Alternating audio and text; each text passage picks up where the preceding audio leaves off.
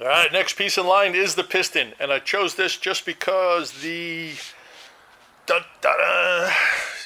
eccentric hub that I just did, the material is still over by the machine and the tools are still set up, so why not? Let's do it. All right, let's take a look at this and see what we're going to have to pay attention to. This diameter has to fit inside of your cylinder, so if you messed up the bore in your cylinder, well, now you can just size this accordingly, but make sure that the rings seal. And if they don't, well, make sure the grooves in the rings are on the opposite sides of the piston.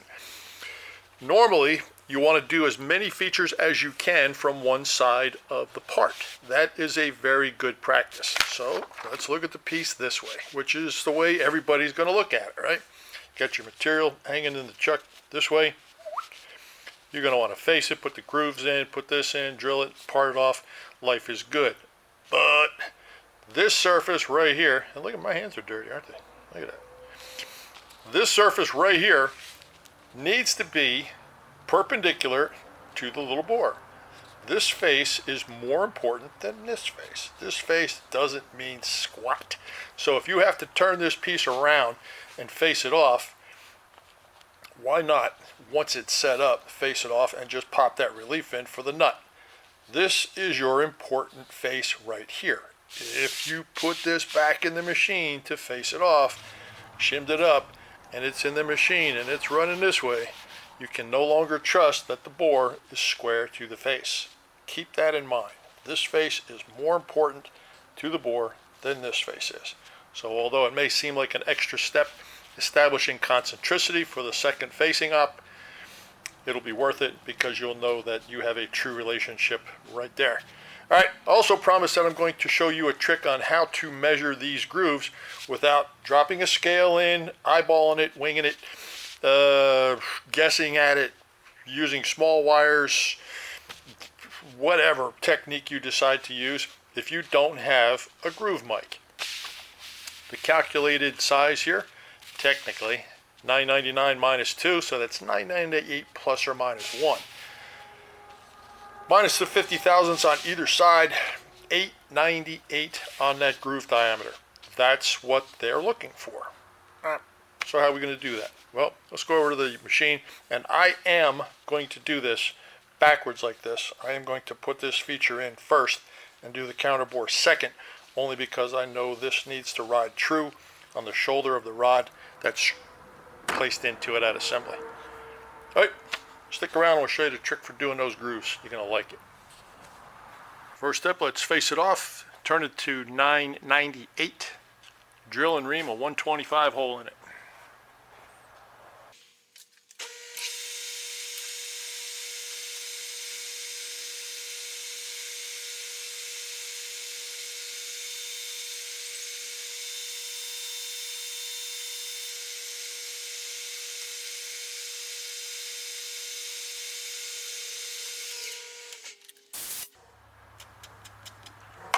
I would say it's time to change that insert.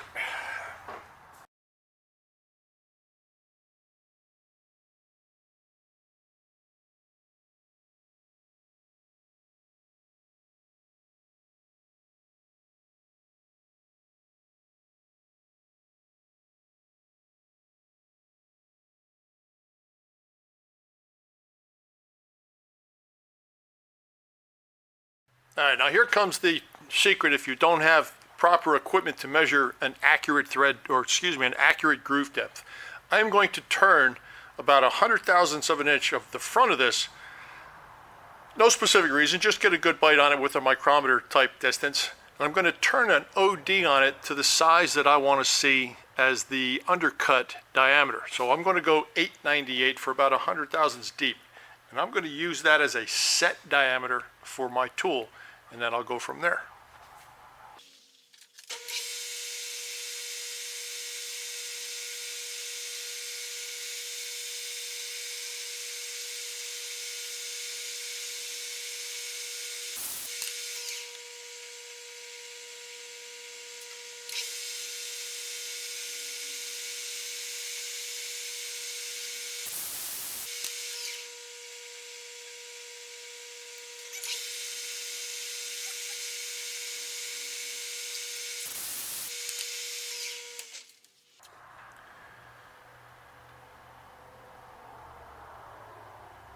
We are sitting on exactly 898 on that front lead.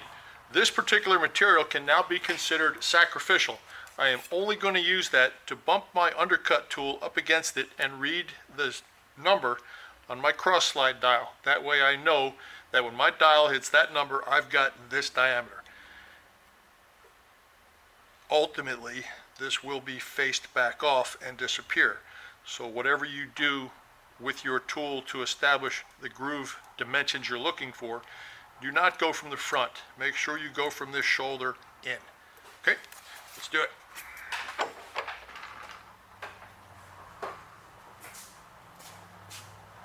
I'm going to put some Dykem on that front diameter. I'm going to fire up the machine, run the undercut tool in until the Dykem just starts to disappear.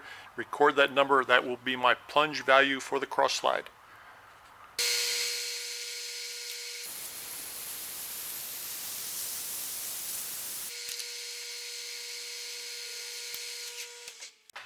First number I'm going to be looking for is I'm going to touch the tool to the boss, and I'm going to look for the number that scratches off the bluing. I have no specific travel depth set in either direction right now. And just so I don't forget what that is, I'm going to write that directly on top of my compound when I hit it.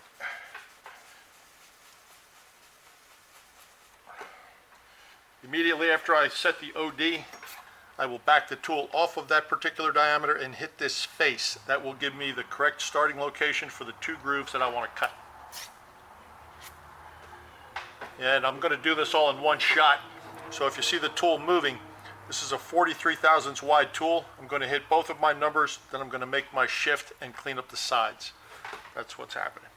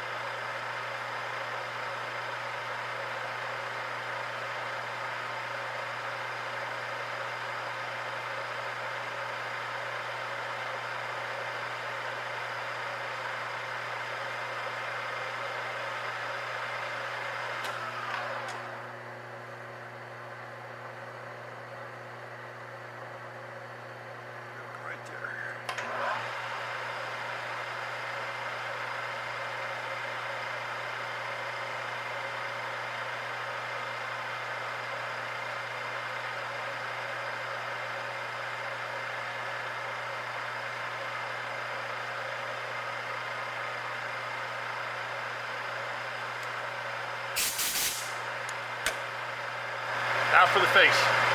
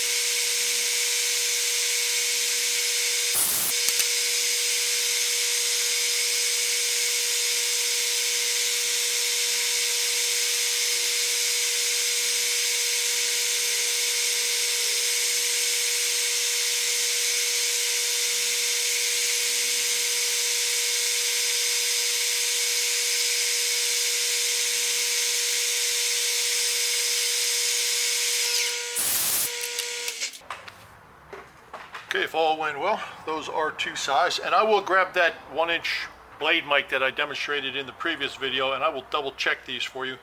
I went in each groove exactly to the number that scratched the bluing off here, and I stepped in a stack dimension for each one of those grooves. It is time to stick a 125 reamed hole through the center of that, deburr it, and get out.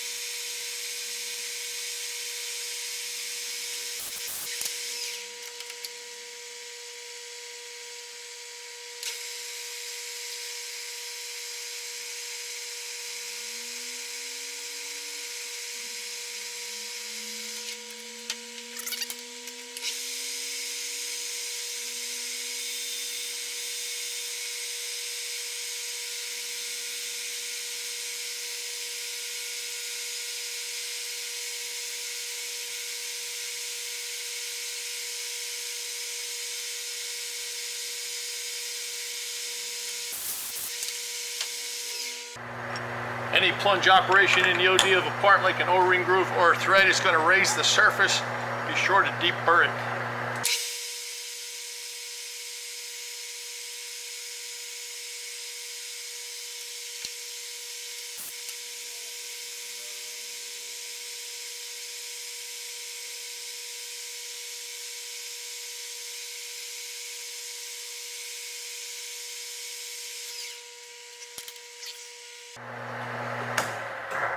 I am so confident in those grooves that I am not even going to check them with the blade mic right now. I'll put that on the bench and we'll check it on the bench.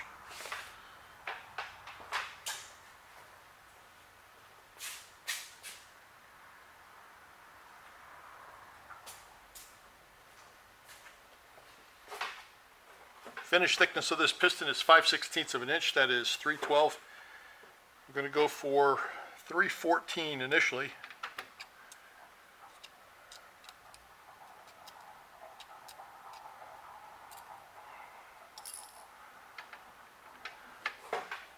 Then I'm going to show you another little trick that I like. Let's go for 315. Give me something to clean up.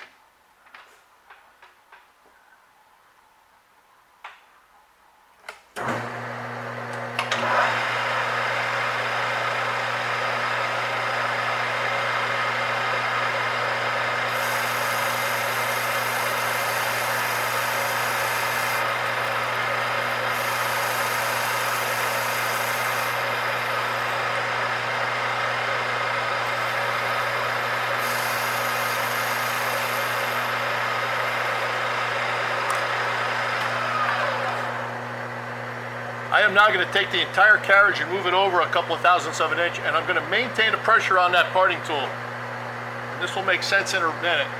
So I'm going to 320 with my dial right now.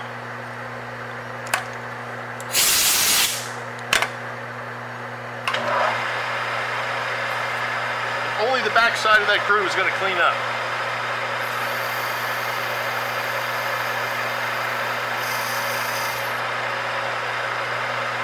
Once I meet the original diameter, I'm going to go all the way with it.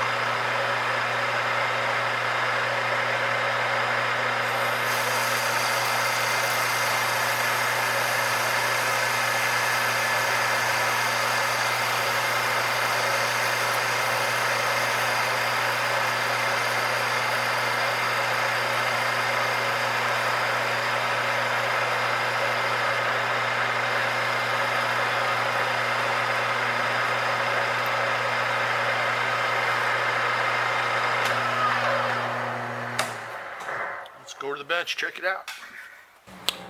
Okay, we are halfway through with this part. Let's check it out. This is an 050. If I could feel my fingers, that would be good. I am actually doing some construction work at my house, and I am getting splinters left and right, so this is one it took like a week to get out. 50 thou on the groove.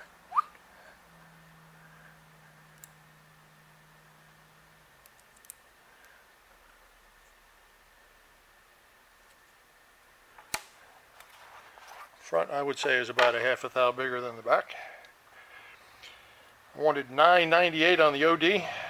That's 999 minus 2, but let's see what we get.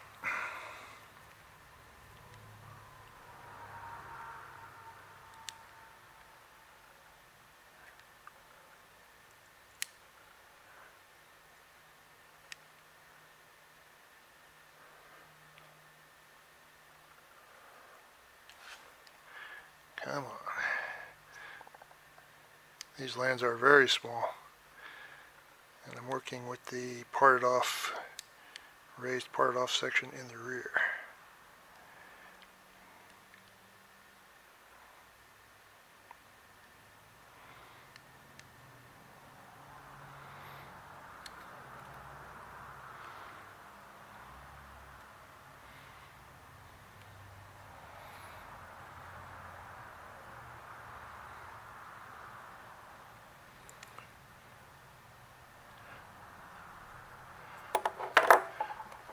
Now, as promised on the groove, let's see if my little trick works. This should have 898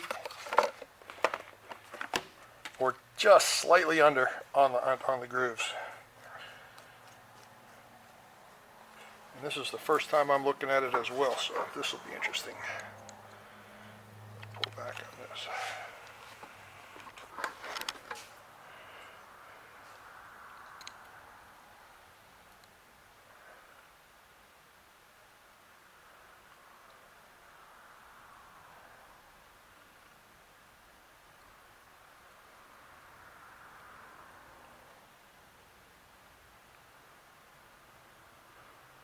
Boy, I tell you, that's pretty close for not having a groove mic.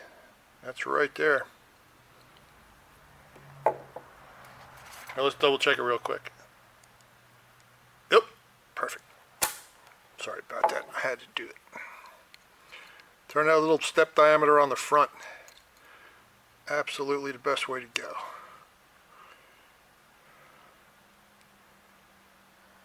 Bang on.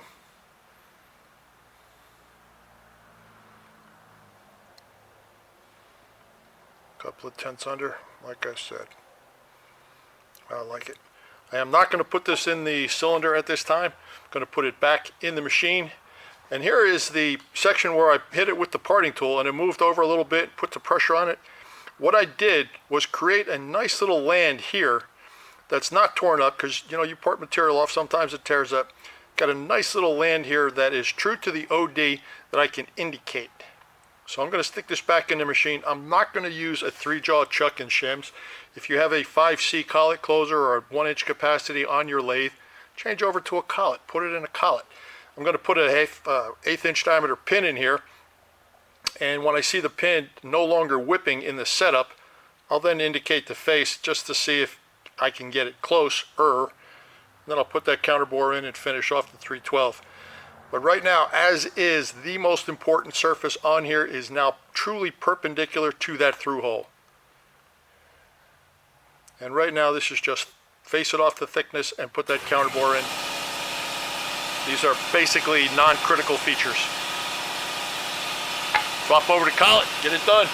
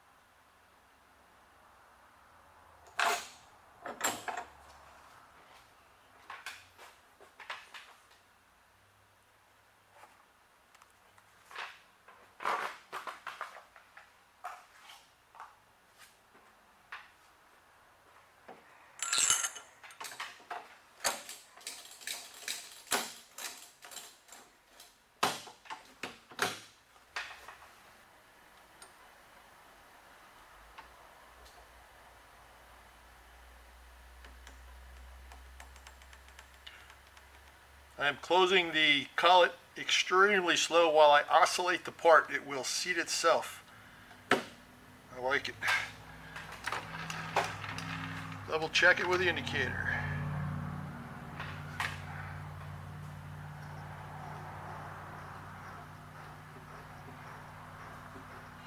Couple of tenths. If you're not happy, try it again. I don't want that indicator to even move.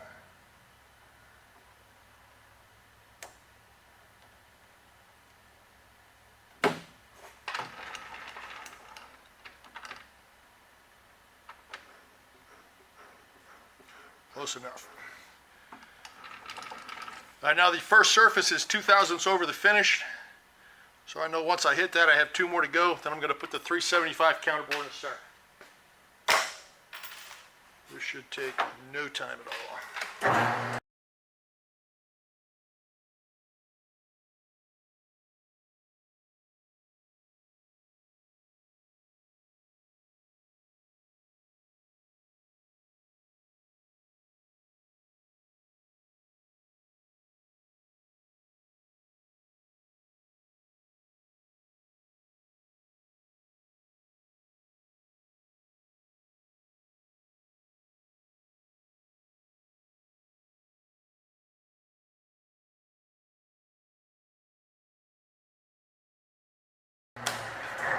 That's a wrap.